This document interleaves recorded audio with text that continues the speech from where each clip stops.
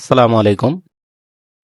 প্রাথমিক পঞ্চম শ্রেণীর শিক্ষার্থী বন্ধুরা, তোমাদের সবাইকে ইউনিক অনলাইন ক্লাসে স্বাগতম। তো তোমরা কিন্তু জানো তোমাদের দ্বিতীয় প্রান্তিক মূল্যায়ন পরীক্ষা শুরু হতে যাচ্ছে। তো তোমাদের দ্বিতীয় প্রান্তিক মূল্যায়ন 2026 সালের বিষয় বাংলা পঞ্চম শ্রেণীর আজকের এই মডেল টেস্ট প্রশ্নটি নিয়ে কথা বলবো। তোমাদের জন্য আমরা তৈরি করেছি এরকম প্রত্যেকটা বিষয়ের উপর 2টা করে প্রশ্ন তৈরি করেছি, অর্থাৎ 2টা করে মডেল টেস্ট তৈরি করেছি। কোনো স্টুডেন্ট যদি এই 2টা মডেল টেস্ট যদি কমপ্লিট করতে পারে, তাহলে সেক্ষেত্রে সে অবশ্যই পরীক্ষায় শতভাগ কমন পাবে, এটা আশা রাখি। আর এগুলো প্রশ্নসহ, অর্থাৎ প্রত্যেকটা বিষয়ের উপর 2টা করে মডেল টেস্ট উত্তরপত্র সহ পাবে আমাদের কাছে মাত্র 500 টাকায়। আহ, তো তোমরা যারা নিতে চাও অবশ্যই স্ক্রিনে দেওয়া নাম্বারে যোগাযোগ করবে। মাত্র 500 টাকা দিয়ে তোমরা যে আমাদের কাছ থেকে সকল বিষয়ের 2 সেট করে প্রশ্ন পাবে, যেখান থেকে তোমরা শতভাগ কমন থাকবে উত্তরপত্র সহ। তো চলো আজকের প্রশ্নটি দেখে নেওয়া যাক। এটা সেট 1, এটা সেট 1 নাম্বার প্রশ্ন। এরকম 2টা করে সেট আমাদের আছে। তো দ্বিতীয় প্রান্তিক মূল্যায়ন 2026 বিষয় বাংলা পঞ্চম শ্রেণী, এটা পঞ্চম শ্রেণীর শিক্ষার্থীদের জন্য, স্কুলের পঞ্চম শ্রেণীর শিক্ষার্থীদের জন্য। ওকে। তো তোমাদেরকে একটা বিষয় বলে রাখি, সেটা যে তোমরা যারা এখনো আমাদের ইউটিউব চ্যানেলটি সাবস্ক্রাইব করো নাই, অবশ্যই আমাদের ইউটিউব চ্যানেলটি সাবস্ক্রাইব করে রাখবে, যাতে করে পরবর্তীতে যে সাজেশনগুলো তোমাদেরকে আমরা দিব, সেই সাজেশনগুলো তোমরা তোমাদের সবার আগে যাতে পেয়ে যেতে পারো। তো চলো আজকের প্রশ্নটি দেখে নেওয়া যাক। তো তোমরা সবাই জানো এখানে যে তোমাদের বাংলার ক্ষেত্রে কিন্তু প্রথমে যেটা থাকবে সেটা কবি ও কবিতার নাম সহ। কবি ও কবিতার নাম সহ তোমার কি একটা কবিতার 8 লাইন তোমাকে লিখতে হবে মুখস্থ। সংকল্প, যেমন আমি এখানে সংকল্প দিয়েছি, তোমরা সংকল্প কবিতাটা খুব ভালোভাবে শিখে নিলে হয়ে যাবে। তারপর 2 নম্বরে যে কোনো 5টি সংক্ষিপ্ত প্রশ্নের উত্তর লেখো। তোমাকে যে কোনো 5টি সংক্ষিপ্ত প্রশ্নের উত্তর লিখতে হবে।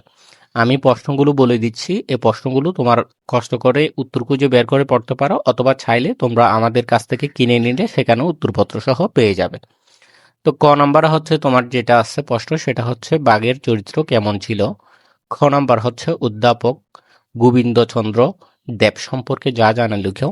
গ নম্বর কুটির শিল্পের মধ্যেই কোন কোন পণ্য রয়েছে।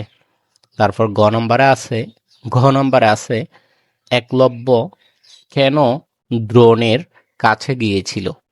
তারপর ও নম্বর শিশুটি শহর ছেড়ে কোথায় যেতে চায়। ছ নম্বরে আছে বনের মূল সমস্যা কী ছিল। ছ নম্বরে আছে খরগোশ একাকী কি করলো। এগুলো তোমাদের বাংলা থেকে সংক্ষিপ্ত প্রশ্ন। এখান থেকে ইনশাল্লাহ 100% তোমরা কমন পাবে। তারপরে দেখো, যে কোনো 3টি রচনামূলক প্রশ্ন তোমাকে লিখতে হবে। তো যে কোনো 3টি রচনামূলক প্রশ্ন তোমাকে কোনগুলো লিখতে হবে তোমরা একটু দেখো। এগুলোর উত্তরপত্র সহ আমি যেটা বলতেছি, আমাদের কাছ থেকে 2 সেট করে প্রশ্নগুলো যারা কিনে নিবা, তোমরা কিন্তু উত্তরপত্র সহ পেয়ে যাবে। তো যে কোনো 3টি রচনামূলক প্রশ্ন বাঘ কেন কুয়ার মধ্যেই লাফ দিল। খ নাম্বার কবি বন্ধ করে, আহ, এটা হ্যাঁ, কবি বদ্ধ করে, এটা হবে বন্ধ না, এটা বদ্ধ করে থাকতে চান না কেন। তারপর গ নাম্বার কোন শহীদ বুদ্ধিজীবী প্রথম পাকিস্তানি গণপরিষদে বাংলা ভাষাকে রাষ্ট্রভাষা করার দাবি জানান, তার সম্পর্কে বলো ও লেখো। ঘ নম্বর মুসলিম কাপড় সম্পর্কে আলোচনা করো। তো এই তোমাদের যে কোনো 3টি রচনামূলক প্রশ্ন এখানে তোমাদেরকে লিখতে হবে। এখানে 4টি দেওয়া আছে, যে কোনো 3টি লিখতে হবে। 4 নম্বরে আসা যে কোনো 5টি শব্দের অর্থ লিখো। এখানে শব্দর অর্থ লিখতে হবে এগুলোর। এখানে তোমাদেরকে দেওয়া থাকবে 8টি থেকে যে কোনো 5টি লিখতে হবে। তো এখানে প্রথম শব্দ আছে ধামা। ধামা শব্দের অর্থ কি। নিক্ষেপ শব্দের অর্থ কি। আপস শব্দের অর্থ কি। জগৎ শব্দের অর্থ কি। তারপর সিন্ধু শব্দের অর্থ কি। নিদর্শন শব্দের অর্থ কি। প্রাণ বিসর্জন অর্থ কি। তো এগুলো তোমরা অবশ্যই উত্তর খুঁজে পড়ে নিবা। আর তোমরা যারা আমাদের কাছ থেকে কিনে নিবা তারা তো উত্তরপত্র সহ পেয়ে যাবে।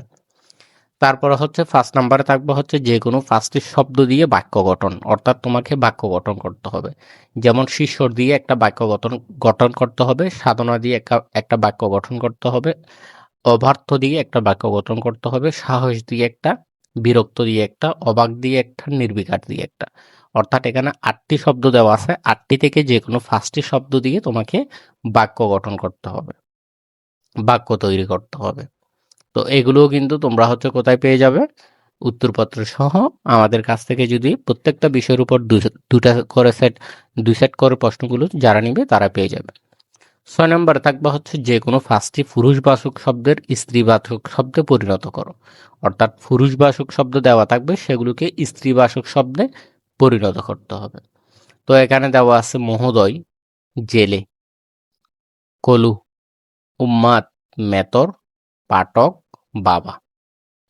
ঠিক আছে, এগুলোর স্ত্রীবাচক শব্দগুলো তোমাকে লিখতে হবে। তারপরে হচ্ছে 7 নাম্বার। 7 নাম্বারে যেটা দেওয়া থাকবে সেটা একটু দেখো। 7 নাম্বারে তোমাদের যেটা দেওয়া থাকবে সেটা হচ্ছে যে অনুচ্ছেদটি পড়ে কে, কি, কোথায়, কিভাবে, কেন, কখন শব্দগুলো যে কোনো 5টি একবার ব্যবহার করে 5টি প্রশ্নবোধক বাক্য তৈরি করতে হবে।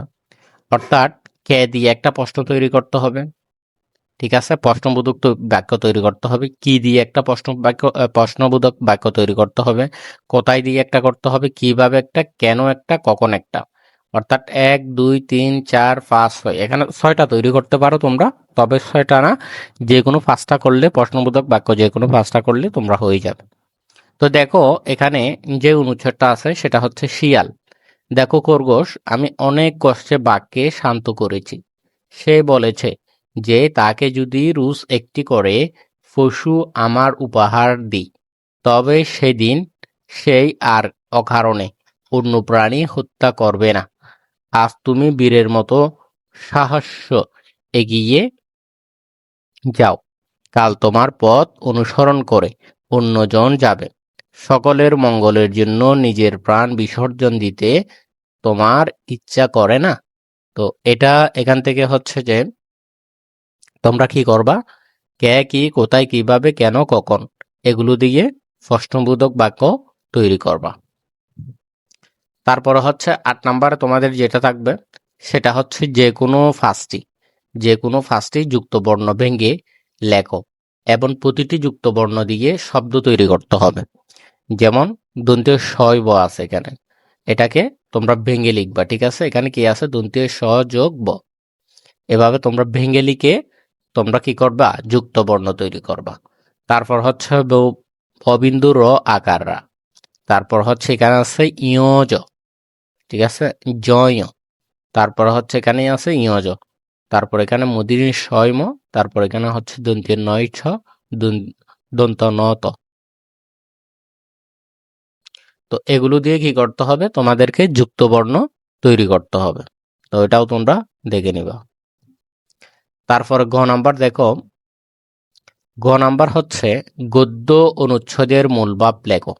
এই অনুচ্ছেদটার মূল ভাবটা তোমাদেরকে লিখতে হবে। এই অনুচ্ছেদটার মূল ভাবটা তোমাদেরকে লিখতে হবে।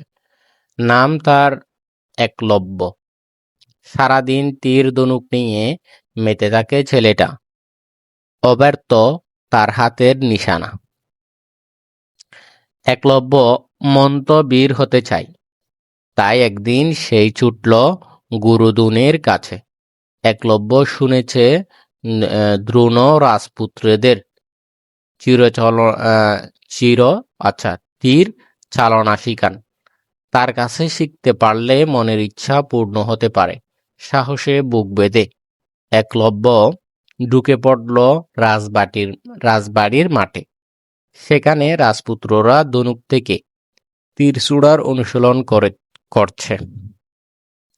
তো এটাকে তোমাকে কি আকার লিখতে হবে, সংক্ষিপ্ত আকারে। অর্থাৎ তোমাকে মূল ভাবটা, এটার মূল জিনিসটা তোমাদেরকে কি করতে হবে, লিখতে হবে।